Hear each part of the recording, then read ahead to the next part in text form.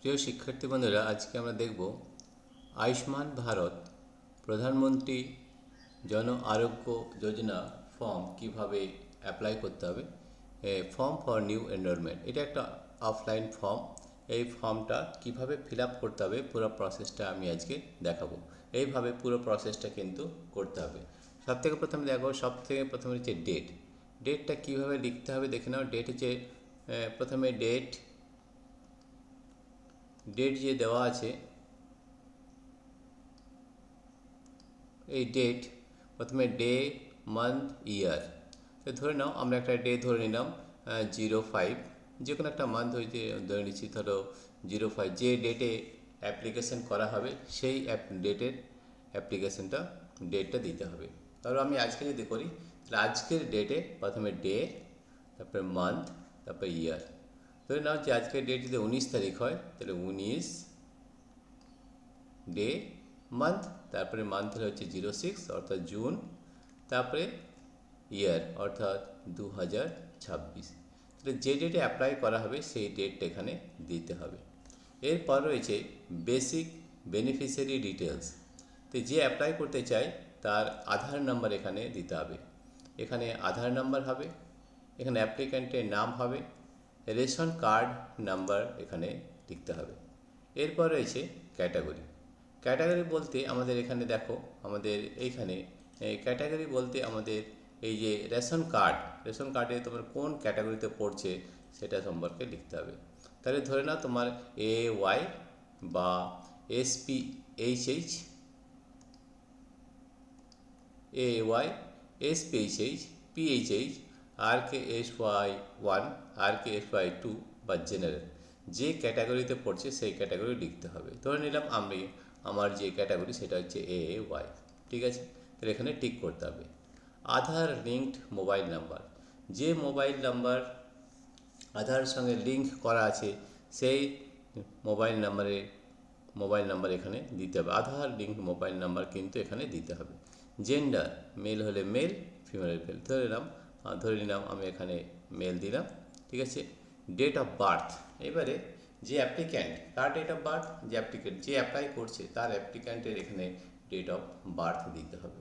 ধরুন date of birth আমরা একটা যে কোনো ধরে নিচ্ছি, হয়তো 05, এটা যে ডে, মান্থ 06, জুন 1975, আমি যে কোনো একটা ধরে নিলাম, ঠিক আছে।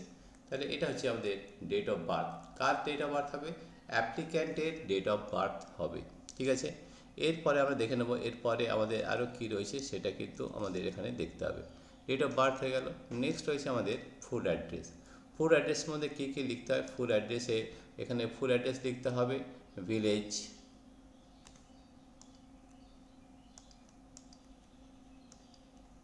দেখো এখানে লিখতে হবে ভিলেজ, ঠিক আছে। আর house number, street number, village, ward number এখানে রয়েছে যদিও, ঠিক আছে। এরপরে ভিলেজ এখানে লিখে নিলে, ঠিক আছে। Post office,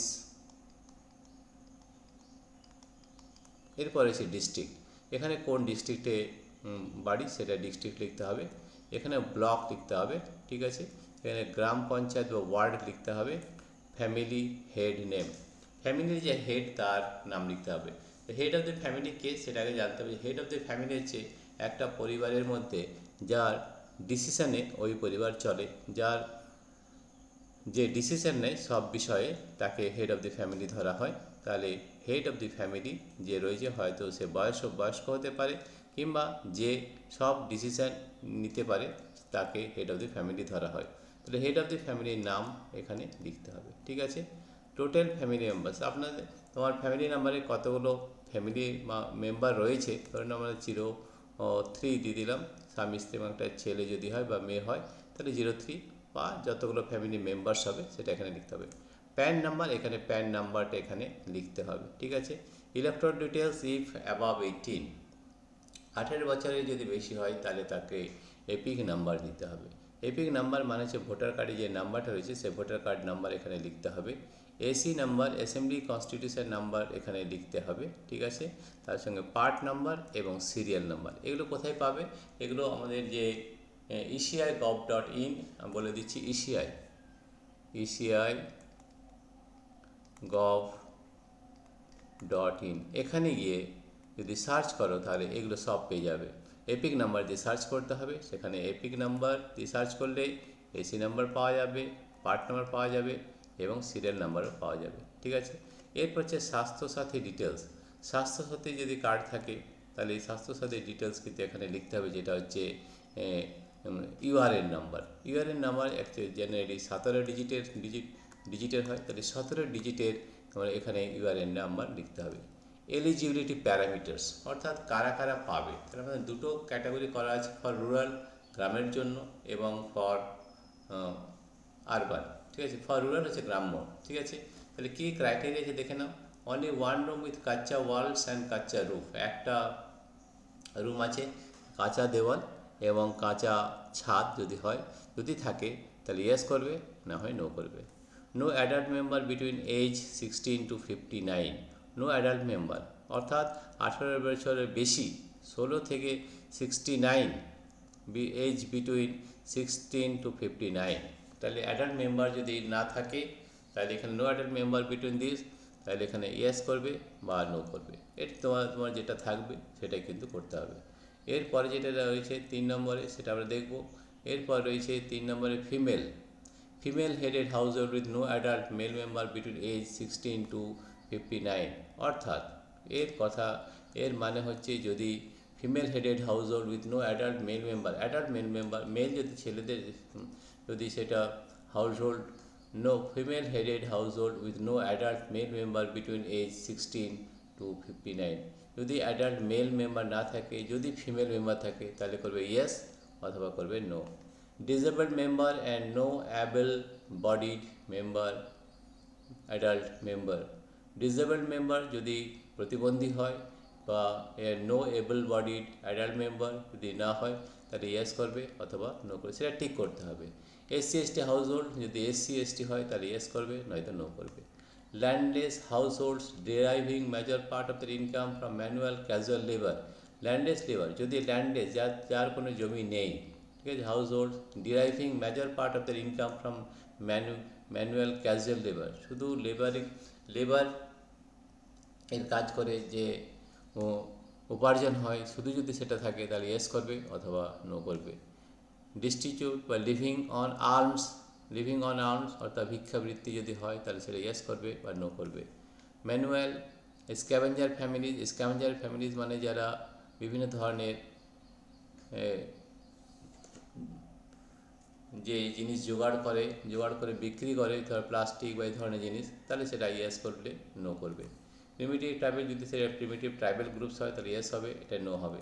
legally released bonded labour, যদি বন্ডেড লেবার হয় তাহলে সেটা ইয়েস হবে। এটা হচ্ছে কিন্তু গ্রামের জন্য। এবং আরেকটা ক্রাইটেরিয়া ফর আরবানের জন্য কী কী রয়েছে, আরবানের জন্য রয়েছে, তবে এমন কথা নেই যে সবগুলো ইয়েস নো করতে হবে, তোমার যেটা আছে সেটাই কিন্তু করতে হবে। এরপরে যে ফর আরবানে কী কী আছে দেখে না। ফর আরবান হচ্ছে র্যাগ পিকার মানে হচ্ছে যে বিভিন্ন জিনিস যে পুড়িয়ে আবার বিক্রি করে, প্লাস্টিক বা এই ধরনের জিনিস যদি হয় তাহলে ইয়েস বা নো। বেগার অর্থাৎ ভিক্ষুক যদি হয় তাহলে ইয়েস হবে বা নো হবে। ভিক্ষুক যদি হয় ইয়েস, না হলে নো হবে। ডোমেস্টিক ওয়ার্কার, বাড়িতে যদি কাজ করে ডোমেস্টিক, তাহলে এখানে ইয়েস হবে বা এখানে নো হবে।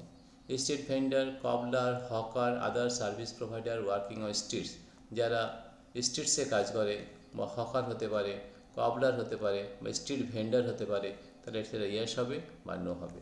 কনস্ট্রাকশন ওয়ার্কার, যারা কনস্ট্রাকশন ওয়ার্কের সাইটে কাজ করে, বা প্লাম্বার হতে পারে, mason, labour, painter, welder, security guard, coolie and another head load worker, তাহলে এই কুলি বা সিকিউরিটি গার্ড বা ওয়েল্ডার বা পেইন্টার বা লেবার, ম্যাশন, প্লাম্বার এই ধরনের যদি সে কাজ করে তাহলে হবে ইয়েস, অথবা হবে নো। বা সুইপার, স্যানিটেশন ওয়ার্ক, সুইপার বা মালি এই ধরনের যদি হয় তাহলে এটা হবে ইয়েস, এটা হবে no. Home based worker, artisan, handicrafts worker, tailor, যদি সে টেলার হয় তাহলে এটা ইয়েস হবে। বা হ্যান্ডিক্রাফটস ওয়ার্ক, বিভিন্ন ধরনের কাজ বাড়িতে কাজ করে, সেটাও হতে পারে। আর্টিজান হতে পারে, তাহলে সেটা ইয়েস হবে বা নো হবে। Transport worker, driver, conductor, helper to drivers and conductors, cart puller, rickshaw puller, যদি কার্ট পুলার হয় বা রিক্সা পুলার হয়, helpers to drivers and conductors যদি হয়, বা কন্ডাক্টর হয়, ড্রাইভার হয়, ট্রান্সপোর্ট ওয়ার্কার হয়, তাহলে এটা ইয়েস হবে, এখানে নো হবে। তারপর রয়েছে শপ ওয়ার্কার, এর পরেরটা রয়েছে শপ ওয়ার্কার, এরপরে shop worker assistant, shop worker assistant, peon in small establishment, helper, delivery assistant, attendant বা ওয়েটার, এই ধরনের যদি কাজ করে থাকে তাহলে ইয়েস হবে, এখানে নো হবে। ইলেকট্রিশিয়ান, মেকানিক, অ্যাসেম্বলার, রিপেয়ার, যে রিপেয়ারিংয়ের কাজ করে, কিংবা অ্যাসেম্বলার হয়, কিংবা মেকানিক হয় বা ইলেকট্রিশিয়ান হয়, তাহলে এখানে ইয়েস হবে, এখানে নো হবে, যেটা হবে সেটাই লিখতে হবে। ওয়াশারম্যান বা চৌকিদার যদি হয় তাহলে ইয়েস হবে, নো হবে। তো এই ধরনের ইনফরমেশান শুধু টিক করে দেখাতে হবে, যে সবগুলোই টিক করতে তার কোনো মানে নেই, যেটা থাকবে সেটাই করতে হবে। এরপরে সেই ক্রাইটেরিয়া অ্যাডিশনাল ইনফরমেশান কী কী রয়েছে দেখো। গ্রেটার দেন এজ 70, যদি তার 70 বছরের যে অ্যাপ্লিক্যান্ট 70 বছরের বেশি হয় তাহলে কী করতে হবে। None of my family members আর আশা AWH, তাহলে নান অফ মাই মেম্বার্স আর, আমাদের ফ্যামিলির মধ্যে কেউ আশা বা AWW বা AWH এর কাজ করে না। নান অফ মাই ফ্যামিলি আর দিস, তাহলে যেটা হবে যদি ইয়েস হয় তাহলে ইয়েস, নো হলে নো। এক্সক্লুশন ক্রাইটেরিয়া চেক, এটা খুব ভালো করে করতে হবে, নয়তো কিন্তু এই ফর্ম ক্যান্সেল হতে পারে। এক্সক্লুশন ক্রাইটেরিয়া চেক মানে হচ্ছে ফ্যামিলি ইনকাম, যদি family income greater than 8 lakh per year হয় তাহলে কিন্তু তার হবে না, সেই জন্য এটাকে সবসময় নোতে টিক করতে হবে। Any member of family paying tax, যদি কোনো ফ্যামিলির মধ্যে মেম্বার যদি ইনকাম ট্যাক্স দেয় তাহলে কিন্তু হবে না, তাহলে ইনকাম ট্যাক্স যদি না দেয় তাহলেই হবে, সেই জন্য এখানে নো করতে হবে, কিন্তু সেটা দেখে নিতে হবে ইনকাম ট্যাক্স দেয় কিনা, যদি ইনকাম ট্যাক্স দেয় তাহলে ইয়েস করলে এই ফর্মটা কিন্তু ক্যান্সেল হয়ে যাবে। Found in ASDT list of for SIR or BLA 2026 poll, found in ASDT list, ASDT মানে হচ্ছে অ্যাবসেন্ট, শিফটেড, ডিলিটেড বা ডুপ্লিকেট, এই ধরনের লিস্টে যদি থাকে তাহলে ইয়েস করবে অথবা নো করবে, ঠিক আছে। তো found ASDT list of SIR, এখানে কিন্তু নো করতে হবে, যদি না থাকে তাহলে আমাদের এইগুলো কিন্তু সব পয়েন্টগুলো খুব ভালো করে করতে হবে, নয়তো কিন্তু ক্যান্সেল হয়ে যাবে। Pending under SIR appellate tribunal, pending যদি থাকে তাহলে ইয়েস করতে হবে, যদি না থাকে তাহলে নো করতে হবে। পেন্ডিং CA অ্যাপ্লিকেশন যদি থাকে তাহলে ইয়েস করতে হবে অথবা নো করতে হবে। Beneficiary name deleted from Annapurna Yojana beneficiary list, তাহলে beneficiary name deleted, Annapurna Yojana beneficiary list থেকে যদি ডিলিট হয়ে থাকে নাম তাহলে ইয়েস হবে অথবা নো হবে। তাহলে মোটামুটি রাখতে হবে যে এগুলো সব যদি নো হয় তাহলেই কিন্তু আমাদের এক্সক্লুশন ক্রাইটেরিয়াতে আমরা ওই আয়ুষ্মান ভারতকে বেনিফিশিয়ারি কিন্তু পেতে পারি, ঠিক আছে। এরপরে আমাদের আর কি ফর্মে রয়েছে সেটা একটু দেখে নিই। এরপরে রয়েছে আমাদের এই ডিক্লারেশন অ্যান্ড কনসেন্ট বেনিফিশিয়ারি, এখানে আমাদের করতে হবে, এখানে টিক করতে হবে, I hereby declare that above information is true to the best of my knowledge and I have provided all the supporting documents where applicable and have not missed any criteria as mentioned above. I understand that my social protection benefits will be stopped if any information provided by me turns out to be false. এখানে signature হবে, যে applicant তার signature হবে অথবা থাম impression হবে, বা আঙুলের বা হাতের ডান আঙুলের থাম ইমপ্রেশন এখানে হবে, বা যদি সিগনেচার করে তাহলে সিগনেচার হবে। আধার, এই নাম্বারটা কিন্তু এই যে আধার নাম্বার আর applicant name, ration card number, এটা কিন্তু লিখতে হবে, লিখে এখানে জেন্ডার যে মেল ফিমেল যেটা হবে আদার, ডেট অফ বার্থ লিখতে হবে, ঠিক আছে, ডেট অফ বার্থ, যে কেস নেম অ্যান্ড সিগনেচার, ঠিক আছে। তাহলে এইগুলো রিসিপ্টটা কিন্তু এই যে অ্যাপ্লিক্যান্ট করবে তাকে কিন্তু দিয়ে দেওয়া হবে। তো এই ধরনের দেখো, এই ধরনের রয়েছে, এই ধরনের জিনিস কিন্তু আমরা খুব সহজেই ফর্মটা অ্যাপ্লাই করে জমা করতে পারবো, ঠিক আছে। এরপরে যেটা রয়েছে দেখো এখানে FLW, এটা কিন্তু ফর অফিস ইউজ, এটা কিছু করার দরকার নেই, এটা ফর অফিসিয়াল ইউজ, সেই অফিসিয়াল ইউজ করার জন্যে এটা কিন্তু তারাই করবে, যারা এই ফর্ম জমা নেবে তারা কিন্তু এখানে করবে, ঠিক আছে। তাহলে এখানে আর বেশি কিছু করার দরকার নেই, ঠিক আছে।